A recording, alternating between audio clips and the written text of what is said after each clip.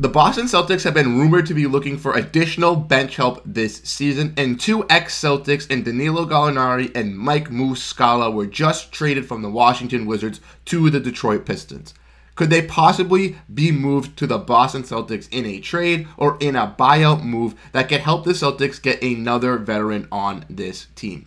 We'll be exploring those options and if it was likely that the Boston Celtics could get one of these players, and if so, how impactful they could be for this Celtics team. I'm Bruce Veliz, and welcome back to this episode of Celtics Digest. But before we dive into this jaw-breaking news, I would like to say that roughly 80% of our viewers are not subscribed, and would greatly appreciate it if you guys hit that big old red subscribe button and help us get to 3,000 subscribers here on Celtics Digest.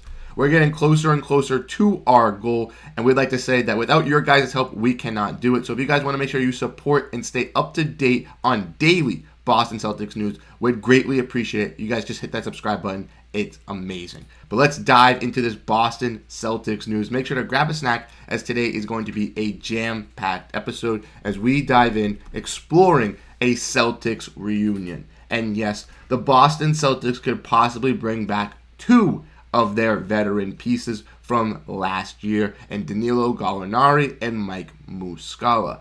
Now, unfortunately for Danilo Gallinari, he never got to play for the Boston Celtics, suffering a torn ACL in the Olympics, and Mike Muscala was a late addition with our other TPE that the Boston Celtics got at the trade deadline, and he was a solid third big man. But if we want to look at the trade, Adrian Wojnarowski broke down saying that the Detroit Pistons and the Washington Wizards are finalizing a deal to trade Marvin Bagley, Isaiah Livers, and 2 second-round picks for forwards Danilo Gallinari and Mike Muscala. And the 2 picks that the Wizards got were the 2025 and 2026 second-round picks. So we want to look back at this deal. The Pistons are giving up, Marvin Bagley, a big that really hasn't performed, but could be a decent role-playing big for the Wizards if they still want to believe in him, but he does have a big contract. Isaiah Livers is on the last year of his deal, but he's a decent shooter this season and has looked like a good shooter for the Pistons, and 2 second-round picks for 2 veteran guys in Gallinari and Muscala, which kind of frees up some cap space for the Pistons to give them some opportunity in the summer. They have a little bit of flexibility to go out and possibly get a max contract with the cap space that they freed up from trading Marvin Bagley, and guys like Danilo Gallinari and Mike Muscala are on expiring deals, and they are some veterans, so if they want to bring them back for this Detroit Pistons team because the Detroit Pistons want veterans so badly, they can.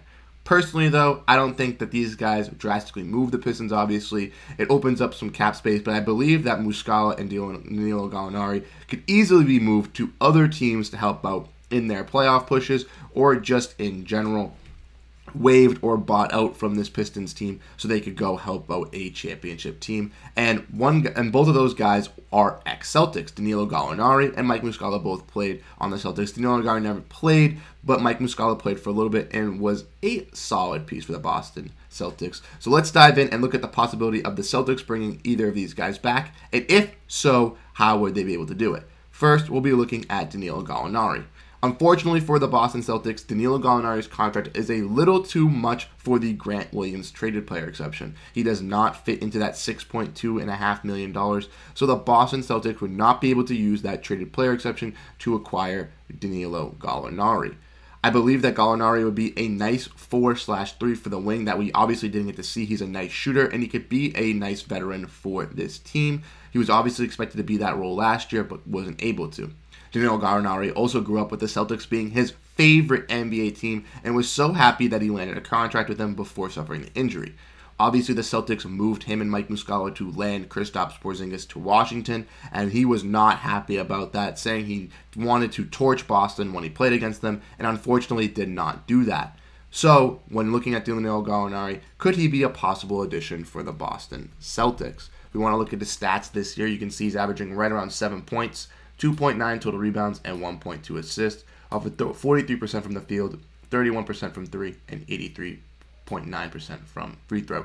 So his 3 percentage has definitely gone down a little bit this season, but his usage rate has also gone down tremendously from this from his other years in the past. Danilo Gallinari, obviously, on the Wizards, isn't expected to play that much. He hadn't played since December 27th. He hadn't played in a while, so he was just being a guy that was not probably looking for a move internally with the Washington Wizards and was just getting benched and not getting played, as they gave some of their young guys some run because they are at the bottom of the ladder and they are trying to tank. A guy like Danilo Gallinari can definitely be a nice 3-and-D wing piece as an 8th, 9th man to help out for a championship contending team, I believe. And I think that the Celtics should be interested in possibly getting him. Now, I believe since his contract is at $7.8 million, I don't believe since the Celtics are in the second apron, they could be able to get him from the buyout market. But correct me if I'm wrong. I don't believe they could get him from the buyout market because his contract is too small. Therefore, the only way the Celtics could acquire Danilo Gallinari is moving some low-end bench pieces. Maybe a guy like Delano Banton, maybe throwing a Sima Hyluk contract, maybe throwing in an Oshae Brissett contract, even though Oshae Brissett has been playing really, really good for the Boston Celtics recently. Some of those low-end guys, Lamar Stevens, some of those guys could get combined to bring back Danilo Gallinari, and the Celtics could not trade for Danilo Gallinari or bring him back because he was already traded from the Celtics. Now that he's traded to the Detroit Pistons, they can actively go out and do that. A guy like Mike Muscala is also on the market as well. Mike Muscala putting up 4 points this season, 3.1 total rebounds, and 0.9 assists, shooting 37% from the field, 28% from 3, and 75% from the free throw. In my honest opinion, I think Mike Muscala has kind of hit the tail end of his career.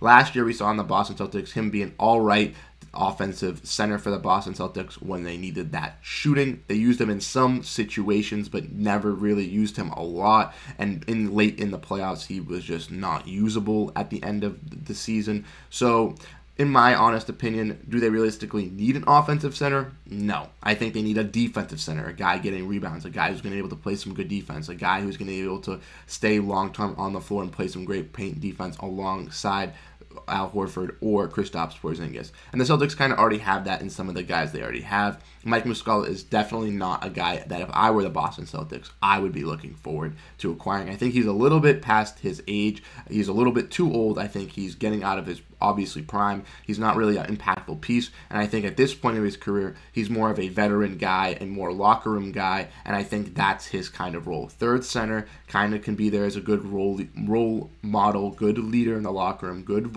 veteran voice, but besides that, he's not going to be permitting a lot of excess talent on the court. And therefore, that's why I don't think the Boston Celtics should really go after him. A team like the Pistons might be a good home for him. I thought the Wizards were already fine, where he could be a nice mentor, a nice locker room leader, and kind of get some of these young guys bought into this winning culture. But a guy like Danilo Gallinari, I think, could be an impactful piece for the Boston Celtics if they were to go after him. And I want to know your guys' thoughts and opinions as well. So let me know in the comment section down below, would you guys like the Boston Celtics to possibly go after Danilo Gallinari? And if so, how would you like him to go after them? I know since we can't use the TPE, and I believe since we can't do the buyout, the only way the Celtics would be able to get him is trading, some smaller contracts, Delano Banton, Sima Hyluk, Lamar Stevens, for a guy like Danilo Gallinari. Gallinari comes back as a nice veteran for the Celtics. The Pistons get 3 young guys, and the Celtics could bring up guys, maybe a DJ Stewart or a JD Davison or a Jordan Walsh to finish out those last rotational spots at the end of the season. But let me know your guys' thoughts and opinions. I really think the Boston Celtics should look out for an additional bench piece. If it's not with the Grant Williams TPE, I realistically don't think they should be making the move, but Danilo Gallinari coming back to Boston wouldn't be a bad move. But thank you guys so much for tuning into this episode of Celtics Digest. I'm Bruce Velez, and I'll catch you guys in the next one. Peace out.